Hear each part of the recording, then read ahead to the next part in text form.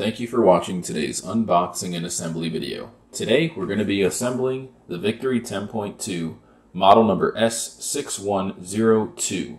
This is the 3-wheel version. It is available in a 3 and a 4-wheel version. All you need to get started is either something sharp like a box cutter or a pair of scissors. The first thing you're going to want to do is cut open the tape, open up the lids on top of the box, and the first thing you're going to find is a little quick assembly guide, but we don't need that. We're going to show you how to do it, so just follow along with this video. Remove the cardboard, the charger's right on top, and then go ahead and remove the rest of the styrofoam blocks that are loosely packaged on top. This is a 400-pound maximum capacity scooter with a 5.5 mile per hour top speed, a 13.5 mile range with the upgraded battery, and a 2.5 inch ground clearance. Once you remove the pieces of styrofoam, you're going to come to a point where you realize you need to lift up the handlebars in order to get the rest of the styrofoam out. You'll also notice the user manual bag there. It's loosely packaged, and it comes with the keys inside of a separate bag with a accessory pin as well, and we'll show you what to do with that in a moment. The next thing we're going to do is we're going to unveil the tiller adjustment knob. You'll have to rotate that counterclockwise a few times so that you can raise the tiller handlebar up, and that will allow you to get the big piece of styrofoam that's secured under the handlebar out. So go ahead and retighten it once you have it in the upward position so it doesn't fall down. And then go ahead and remove that final big piece of styrofoam. Next, you'll find the basket. It's in a bag. Just go ahead and take it out of the bag and put it to the side. We are going to have to attach the hardware assembly for the mounting bracket for that basket, and we'll show you how to do that. What we're doing now is we're just taking the main plastic sheet and exposing the brake assembly, and we'll show you what to do next. But first we want to point out that on the box it actually shows you that you should cut out the front of the box, and that's what we're going to do. We're going to roll it right out of the box, and we're going to have to turn off the automatic brakes to do so. That's why we remove the plastic around the rear. So get a sharp knife or a box cutter, carefully cut along the two sides on the front of the box so that you can roll the scooter out frontwards. Roll it right out going forward. As you see here, we've cut out the front of the box. We are going to have to lift that styrofoam block and take out those corners and just put them to the side.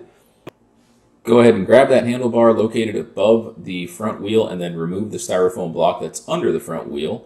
And go ahead and get that plastic sheeting out of the way. Begin to tuck it underneath the front wheel, and you'll want to do the same in the rear. Tuck the plastic sheeting underneath the frame of the scooter. Here we're going to take that yellow switch and put it into the neutral mode. That's going to disengage the automatic brakes.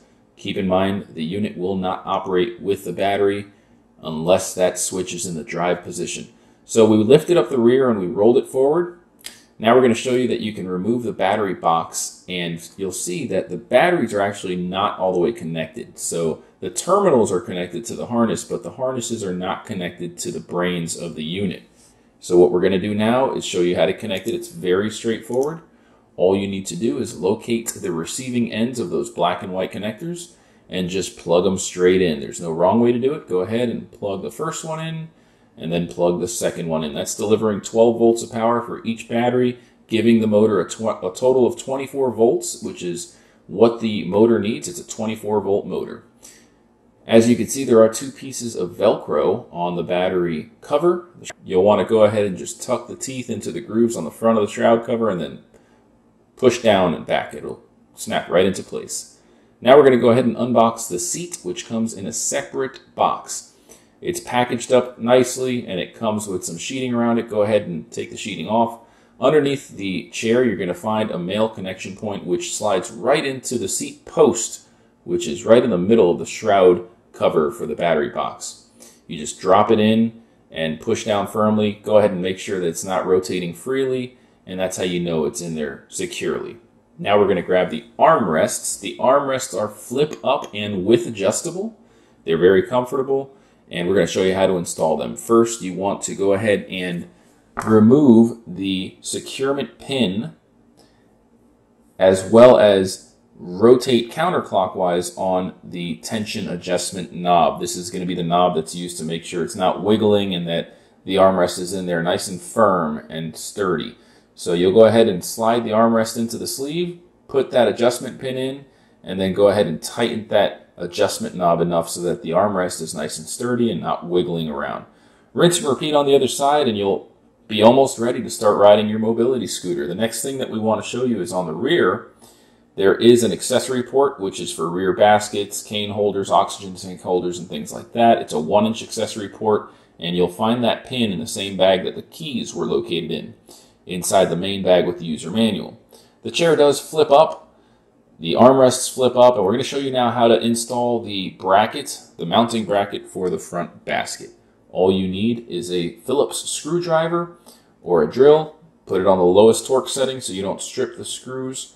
And you basically just have to go ahead and screw the 2 in for the top bracket and then the bottom 2 screws for the bottom bracket. Make sure the hooks are pointing up. And there is a third piece that's basically a little spring-loaded clip that holds the basket in place. Very easy to use. Just make sure that the clips are going in just like how you see here in this video. Once you're done and all 4 screws are tightened, just enough so that they're not wiggling around, but again, don't over tighten anything because this isn't very strong metal or anything like that. These shroud kits can crack if you over tighten those screws. Now, once the brackets are installed, just line up the basket, and it's meant to be slid in very easily. You just push that little tab down to release it when you want to remove it, and it clicks into place as you're dropping it in. Now we're going to show you how to turn the unit on. We're taking the small bag that was in the big bag with the user manual, and you'll find the key in there. You want to go ahead and put the key in the ignition. When you turn the unit on, you may notice it starts beeping.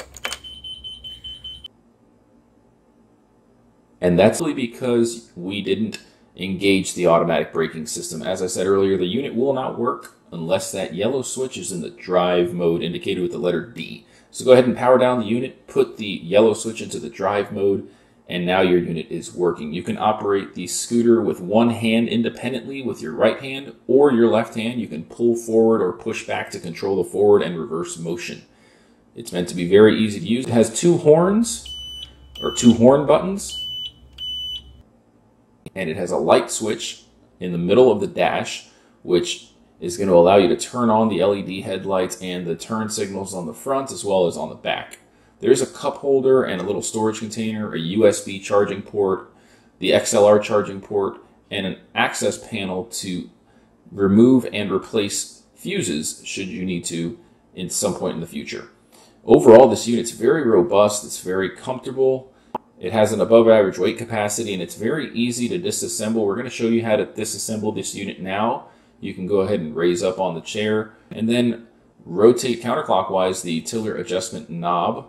Lower it all the way and then retighten. You can remove the basket and then grab the seat post with one hand while using your other hand to lift and pull away with the Feather Touch disassembly handle. As you can see, the front of the unit then detaches from the rear, and to reattach it, it's very easy to do so. There are 2 green stickers on the rear assembly bar there and 2 green stickers on the hooks that are on the front of the scooter. You just line them up and it drops and clicks right into place. That's what makes these scooters so great. It's that Feather Touch disassembly, which is a patented technology by Pride Mobility. So from there, you can lift the tiller bar up by using that tension adjustment knob and then go ahead and reconnect the seat. Again, there are no levers, no tools required. You just drop the seat right into the seat post. You can rotate the seat 360 degrees using the bar, or the lever rather, on the right-hand side. And you can also adjust the seat's depth position. So you can slide the seat forward and backward with the secondary lever located underneath the seat on the front. You just pull down on that lever and then slide forward and backwards. So you can bring yourself closer to the tiller, or you can adjust the tiller to bring it closer to you or further away from you as shown here with that tiller adjustment knob. It does come with a charger. We recommend charging it overnight when you first get the scooter so that the batteries that have been sitting in a warehouse for a while can get drained and you'll get the most life out of it. This scooter comes tax-free with free shipping like all of our mobility scooters at mobilityscootersdirect.com. If you have any questions, feel free to reach out to us. We're just showing you here how to charge it. You put that barrel connector right into the charging port located underneath the handlebar on the right-hand side. Thank you so much for watching this video. If you do like this video, we ask that you leave a comment, like it, and don't forget to subscribe to our YouTube channel. We release videos just like this one almost weekly. And again, we thank you for watching. Have a great day.